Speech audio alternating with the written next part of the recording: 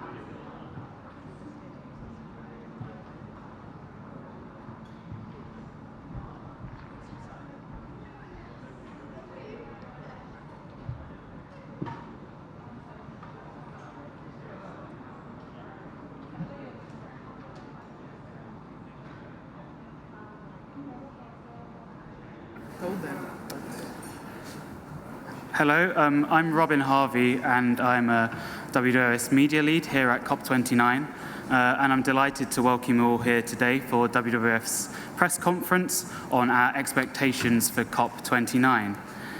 I'm delighted to introduce our panel. Just joining us on the stage now is Manuel Polga Vidal, WWF's Global Climate and Energy Lead. He's also the former Environment Minister and was president of COP20. We also have on the panel Fernanda de Carvalho, WWF's Global Climate, Energy and Policy Lead, Daryl Hallison, WWF Africa Policy Manager, and Corinne Kowalski, who is a Climate and Energy Policy Advisor. We'll have questions after initial speeches, and our speakers will be available afterwards for interviews outside the room. I would now like to hand over to Manuel for some opening reflections. Thank you, Robin, and my strong apologies, deep apologies for being a bit late. It is not something that I am used to doing, but it was a bit difficult to get here. So, let me share with you some reflections based in some principles for WWF about this COP29, and then to mention about our expectation for this COP29. So, for WWF, we are working based in some principles. That means first that every COP counts. So sometimes we are in a COP thinking that the expectations are not too high, that probably what we can achieve, it is not as high as it must be. But in our point of view, because this is a gradual process, every COP counts, and that is why for us, COP29, it is as important as any of the former COPs or coming COPs when it is around the climate debate. But also we are here because we do think that we have to work in giving and recover more credibility in the process. We know that because we are not on track, we know that because we haven't progressed as much as we had expected, we have to put all of our effort in building more credibility in the process. And that is why our participation in COP29. And also we have to build upon, because sometimes we are thinking in COPs as a fragmented event that it is happening every year. But we have to recognize that every COP must develop and progress based on what we had already gotten before. In that sense, it is important to consider that we got a good outcome in COP28 with the UAE consensus, and we have to implement that UAE consensus in the new cycle of the NDCs, as it will be later explained by Fernanda and the other here in the table. And based on the current geopolitical and political difficulties in the process, we have to be very innovative with this process. We have to see how can we overcome those difficulties with a very innovative way. So that is why we are expecting a strong outcome by COP29. Because by the end, what we will confirm, it is that the Paris Agreement, it is a resilient instrument. No, we have already suffered difficulties, and we have shown that the Paris Agreement, it is a resilient agreement, and that it was adopted in a permanent basis. But it depends on organizations as WWF, among many others here in COP29, to show that resilience of the Paris Agreement. And finally, there is a key principle. We have to base our decisions on science. And the emissions gap report, it is telling us that we are not on track, that we can have an overshoot, and that we have to move the new cycle of the NDCs into more strong NDCs as a way to align well the world towards not having those kind of overshoot. So that is why we have to get a strong outcome here in COP29. It is probably too early to know how strong it could be, but we are working to do that possible. Having said that, and I don't want to take too much time, let me share with you some expectations as WWF, because we have our expectation paper that you can access to it. I think it is here in the QR code, and you can see what are we expecting.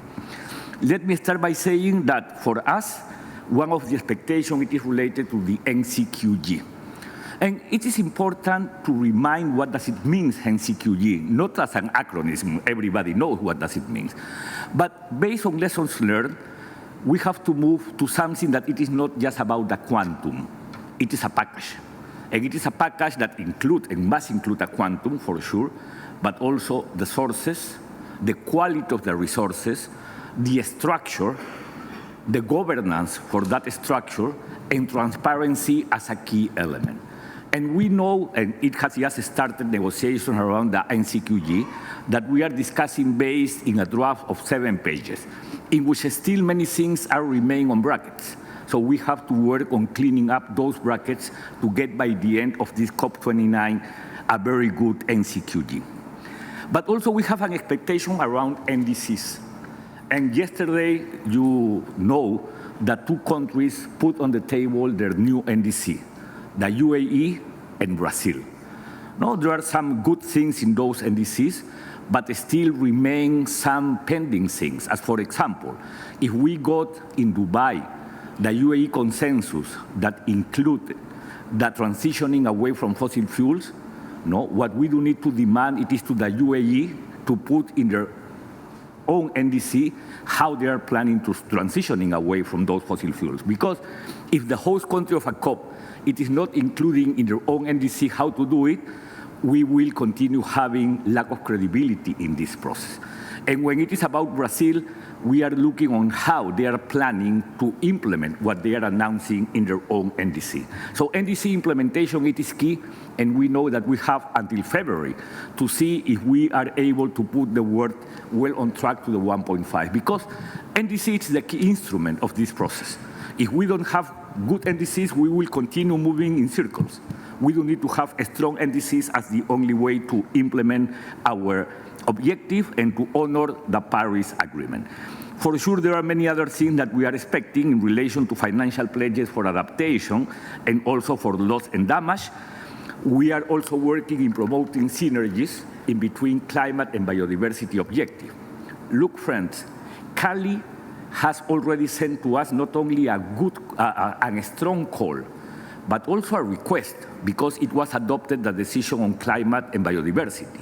And the Biodiversity Convention, it is exploring options to promote dialogues, to exchange information, or to have a joint work program. We as WWF, we are expecting to get by the end of this COP a work program for climate and biodiversity, because that could create a new mandate for negotiators and parties to move towards promoting more joint efforts to achieve climate and biodiversity objectives.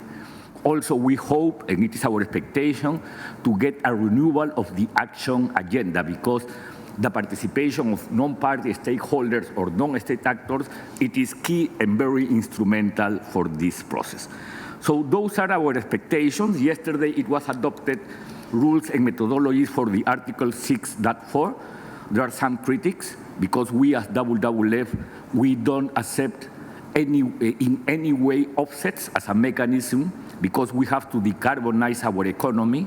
So we hope that in this gradual process, we will continue evolving into having strong rules and standards when it is about high-quality carbon markets for the world. That is our demand. And yesterday, we had some difficulties in the adoption of the agenda.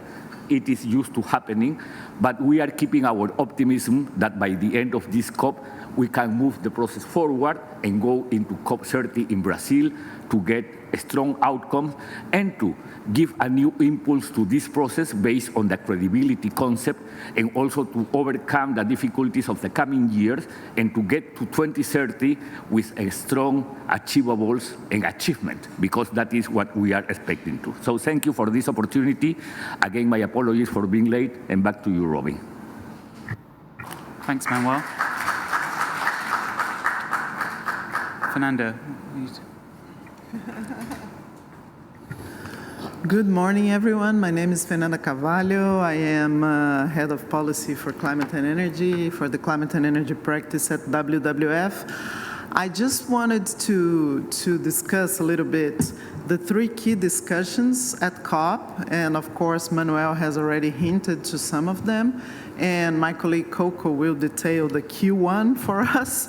The Q1 is finance. We know that people are calling this a finance COP, and this is because the COP is the moment to renegotiate the so-called NCQG, worst acronym ever, New Collective Quantified Goal. So we're talking about renewing this promise of public resources, and I highlight the public resources that should substitute the pledges made in 2009, that were fulfilled very recently, which is sad because this has been going on since 2009, of the 100 billion. So my colleague will detail those asks, but what I wanted to highlight is that the finance discussion is not going to happen in this track. It's going to be present in every room at this COP, so I don't anticipate an easy COP. I anticipate a difficult COP, but I think we'll come to a solution, and the solution will come in the second week, and it might merit some ministerial engagement to be sorted. So that's the first dynamics that I wanted to highlight. The second dynamics that I wanted to highlight has to do with the agenda fight that Manuel already mentioned. Last year at COP28, we agreed the so-called global stocktake, one key step in the Paris Agreement ratchet of ambition cycle. The global stocktake is the balance of where we are, where we need to be, and how to get there. And some key guidance was decided there. And the follow-up process to this is the so-called UAE dialogue. But there are different perspectives of what should be discussed in this dialogue. On the side of developing countries, there is an interpretation that this dialogue should be about finance. It is in the finance section of the COP28 UAE consensus text, but there are other countries that have a broader perspective and want to leave it open to discuss other aspects of the GST decision. And some of those aspects are really, really important, as already mentioned, such as phasing out fossil fuels, which is the key guidance in Article 28, also conserving ecosystems, halting and reversing deforestation, transforming food systems, reducing methane emissions. This is all part of the GST package, and we as civil society want to see some kind of follow-up and a space for countries to discuss how they are delivering on those issues. The third point that has also already been mentioned is the so-called NDCs, the nationally determined contributions. It is time for NDCs 3.0, so it's the third time countries are undergoing this exercise of getting their national plans together. The first one was the so-called intended nationally determined contributions, and then we had NDCs, and now it's the third time, and the idea is that every 5 years those plans should be enhanced. So NDCs are not a discussion or a track of negotiations at this COP, and the deadline for them to be presented is February 2025 or the whole year of 2025 on the road to COP30. But they are really, really important because they are, the implementation piece of the regime, and the regime is going through a transition from, regime building rules to implementation. So how we are going to deliver, how we are going to keep 1.5 aligned and deliver on climate justice is is going to be defined by what countries present on their NDCs. And what we need out of this COP in relation to NDCs is strong political signals from countries that they will deliver. I think that it's a moment of a general lack of trust on all sides at a COP. And I've been thinking since yesterday on how to rebuild that trust, and I think the response is not in a COP. I think that countries need to deliver throughout the year on the pledges that they made on finance and also ambition, so that the COP can be a moment of check-in and a moment of truth. So that's how you rebuild the trust in the regime, so countries can see that things are happening on the ground, they're getting support, technical and financial, from countries, and they come here to really show the action that's taking place. And I think that implementation is a key word, and that we're only going to do that together. I think that it's really, really important not to fall into the temptation of being a blame game between developed and developing countries, because it's only together, only collective action will sort the climate problem. And as we have seen, no one is untouched by the climate problem those days. We are seeing the impacts, devastating impacts of floods, tornadoes, etc., which is a story that, it was usually about the global south, but we have seen, Spain and others. And I want to finish with a message that Manuel has already highlighted, that, although there are headwinds on politics, and that's normal, there are government changes, and the Paris Agreement is an agreement that's not fit for this kind of thing, or has not thought of for this kind of thing. It's built for the long term. I think that it's really, really important that countries remain committed to this agreement and to delivering on this challenge that's a challenge for all. Thank you. Thank you. Darrell. Thanks, and good morning, everyone. I think Manuel, just like Fernanda did, mention the fact that this COP is a climate finance COP. And for a country or for a region like Africa, where we come from, we live the effects of climate change every day. We've seen it. And as we speak, more than 30 million people are starving in Southern African countries because of drought, due mostly to the effects of climate change.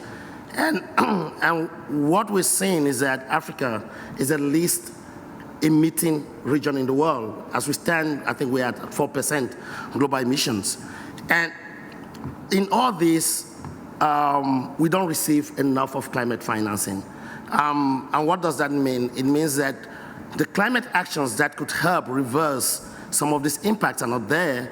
And when the African countries do receive climate finance, most of the time it's counted as part of their debts, or it comes in as debts or loans or whatever you have.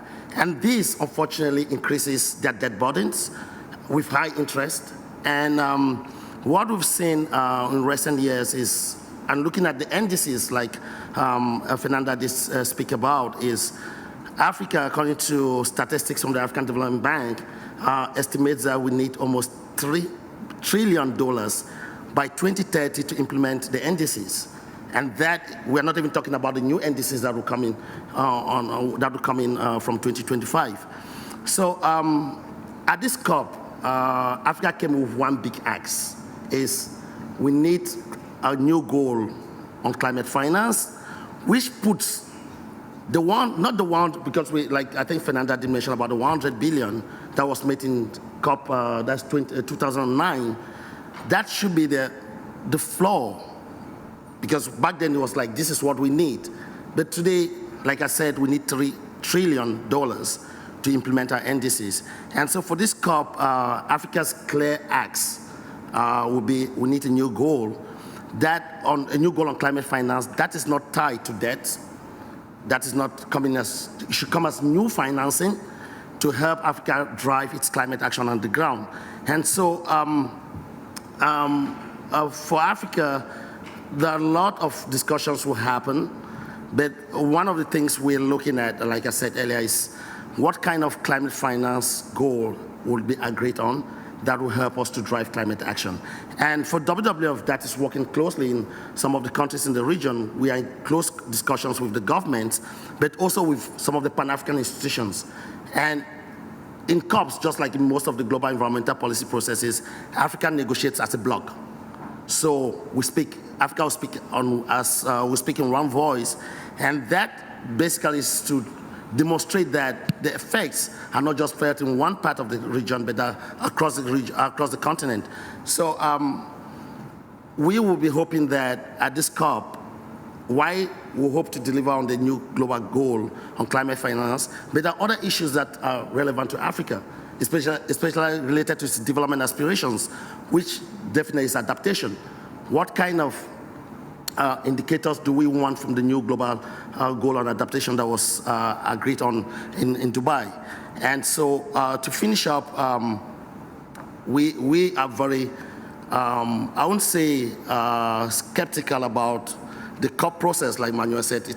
We build on each decision or outcome of the COPs, but Africa, looking at the fact that developed countries have not met up their commitments of the 100 billion, we hope that this COP would at least agree to make sure that the commitments to be made will have to be accountable. There'll be good accounting mechanisms so that countries don't count some of their contributions as part of climate finance, which is not. So WWF today will be organizing we have at the Panda Pavilion African Day, which is a way for us to showcase some of the work we're doing. And I would like to finish up to say you're all invited and to learn more about what we are doing in the continent. Thank you. Thanks, Daryl. Corinne, for the details on NCQG. Yes, thank you. So yeah, I have the task to get you very briefly through our expectation for the NCQG. And for us, it's really important to get as an outcome of this COP a really ambitious NCQG that would be needs-based for the quantum. And I mean, we all know the 100 billion goal was not really corresponding to the needs of the developing country. We have really a lot of literature that describes the actual need of developing country now, and we know those needs are growing, and the more we delay climate action, the more those needs are going to grow. So it's actually really urgent that we send a strong signal with a very ambitious quantum. And for us, this quantum in public funding would be of 1 trillion. We advocate for sub-goals for mitigation, adaptation, and loss and damage.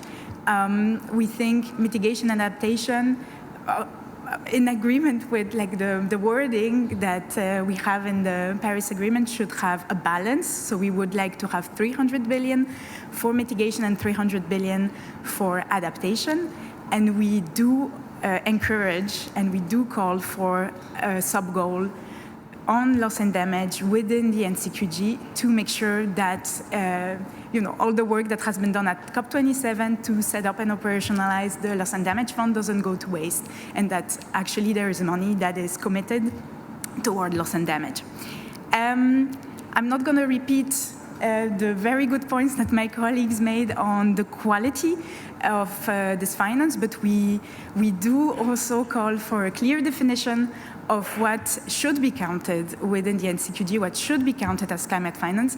We are having concerns about the current discussion, about global goal on investment, about the proposal of some parties to actually start counting also domestic flows. So we would really like to make it clear that the NCQG should be tracking what is provided and mobilized in accordance to what Article 9 of the Paris Agreement is actually setting up. Yes, and maybe this final point that I want to make super briefly is we do think that there is public money out there. There is a lot of potential. There is a lot of levies that have been discussed forever. And we think to set up an ambitious goal would be actually sending a strong signal for the reforms that are needed of the international finance architecture, MDBs, and to put in place innovative new sources of funding that could be through a variety of finance levies.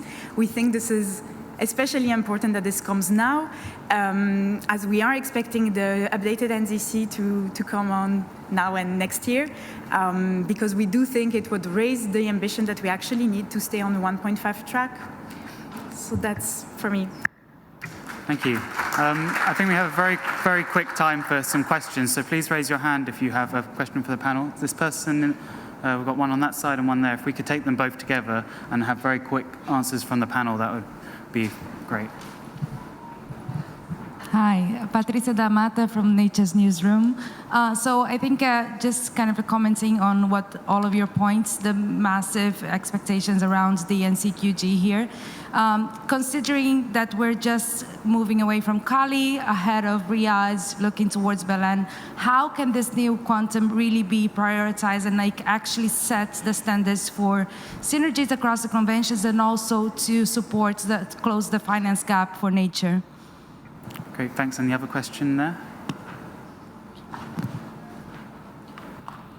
Hi, I'm Purnima from Sri Lanka.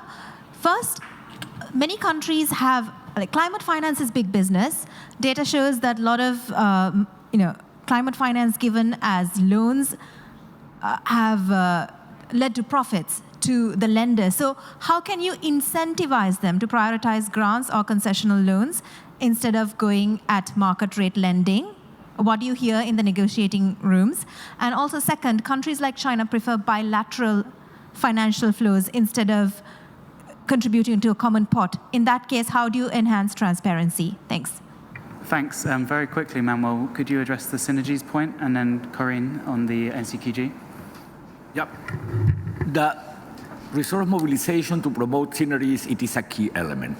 I went to Cali to the COP16, and one of the discussions it was related to resource mobilization for the synergies.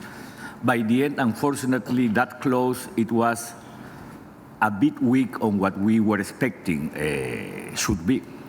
But it is clear that we do need to mobilize resources to close the current gap for nature finance in a way in which we have also to avoid the double counting. No, that was part of the discussion in Cali COP16. But I think that in some way, despite on how weak the clause by the end that was adopted is, we have started to think on how to balance finance when it is also about nature. So let me make a short comment in relation to climate. We as WWF, we are demanding to raise more money or more resource mobilization for adaptation and loss and damage. Also, we are requesting to double the adaptation fund, among some other things. But also, we are demanding to cover the gap for nature finance. We have started. But again, I think that if Baku it is able to get the call from Cali, we will be more able to discuss that more deeply because it is a key issue. And maybe very briefly on your question, I think this is exactly what we need, a definition of climate finance, because in our view, the loans should not be used to finance adaptation and loss and damage. For mitigation, we do see that very highly concessional loans could be acceptable in some cases, but that's why with a clear definition of what is counted and what isn't counted, we could avoid this and not increase further debt for developing country. To the question to China, well, we welcome that there is countries that are non-Annex II that are already voluntarily contributing to climate finance, especially on a South-South basis. We encourage this to continue. And our proposal would be that definitely the enhanced quality criteria that we would wish for the next NCQG could also apply to the voluntary parts. And this, for us, would be a good way to solve and to make sure that the same level of quality is throughout the board for voluntary and mandatory contributions.